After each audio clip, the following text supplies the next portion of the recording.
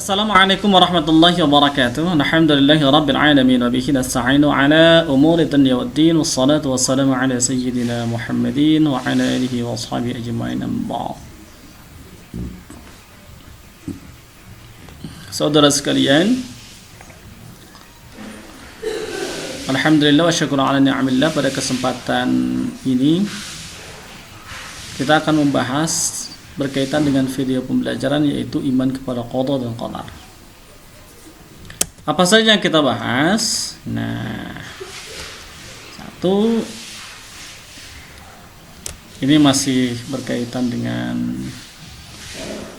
dalil. Nah, bagaimana kita akan membahas tentang dalil iman kepada qada dan qadar.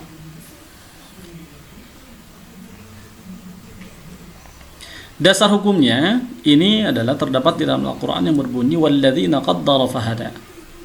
Artinya, dan yang menentukan qadar masing-masing dan memberi petunjuk. Siapa? Yaitu Allah. Kemudian materi yang akan kita bahas masih berkaitan dengan yang pertama, pengertian iman kepada qada dan qadar, macam-macam takdir, dalil iman kepada qada dan qadar, hikmah dan fungsi iman kepada qada dan qadar, contoh qada dan qadar. Baiklah, selanjutnya kita akan membahas berkaitan dengan pengertian iman kepada qada dan qadar. Bagaimana pengertian iman kepada qada dan qadar? Nah, yang pertama, qada berarti hukum atau keputusan Allah secara bahasanya. Nah, ini dituliskan di dasar Al-Qur'annya adalah surat An-Nisa ayat 65. Kemudian yang selanjutnya, qada juga berarti mewujudkan atau menjadikan. Bagaimana dasar hukumnya? Surat Al-Fussilat ayat 12. Kemudian yang selanjutnya, qada juga bisa berarti kehendak. Nah, bagaimana artinya? Yaitu dasar hukumnya dari surat Ali Imran ayat 47. Atau qada juga bisa berarti perintah. Mana dasar hukumnya? Dasar hukumnya adalah surat Al-Isra ayat 23. Kemudian yang selanjutnya, qadar berarti yang pertama mengatur atau menentukan sesuatu menurut batas-batasnya. Dari mana dasar hukumnya? Yaitu surat Fussilat ayat 10. Kemudian yang kedua, qadar juga bisa berarti ukuran. Nah, yaitu surat Ar-Ra'd ayat 17. Kemudian berikutnya, pengertian qadar juga adalah bisa berarti kekuasaan atau kemampuan.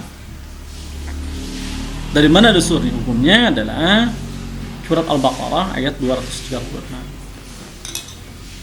Kemudian yang selanjutnya, qadar juga bisa berarti ketentuan atau kepastian, yaitu surat Al-Musalat ayat 23.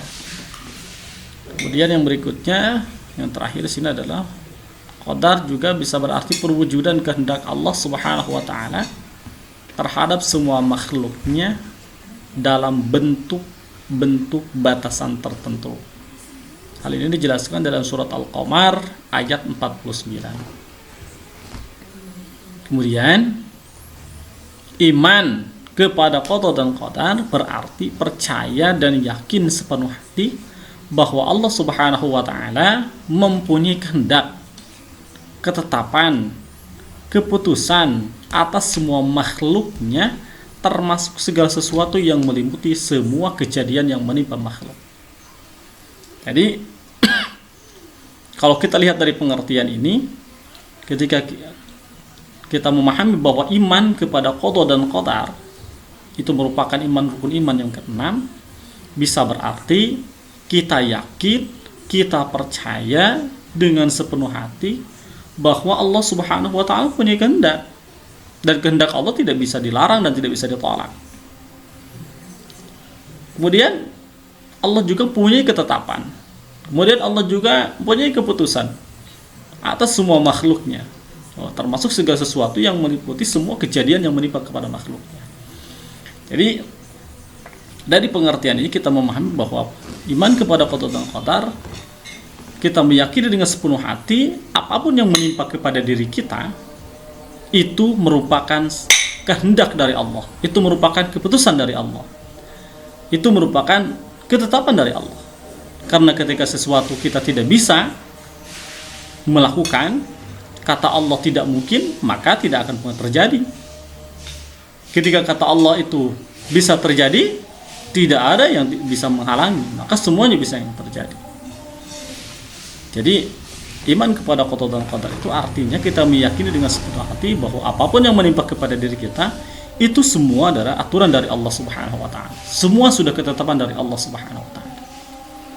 Ketika kita sudah meyakini hal tersebut, sudah dijadikan dalam kehidupan kita, sudah dijadikan sebagai pedoman dalam berperilaku dalam diri kita, maka tidak mungkin ada penyesalan di dalam hidup ini. Tidak mungkin ada ketidakpercayaan kepada Allah Subhanahu wa taala. Maka hikmahnya ketika kita iman perkara qada dan qadar, maka hati kita akan senantiasa ikhlas, akan senantiasa menerima apapun yang menimpa kepada diri kita. Tentunya kita meyakini bahwa itu adalah merupakan ketetapan ataupun keputusan yang Allah kehendaki.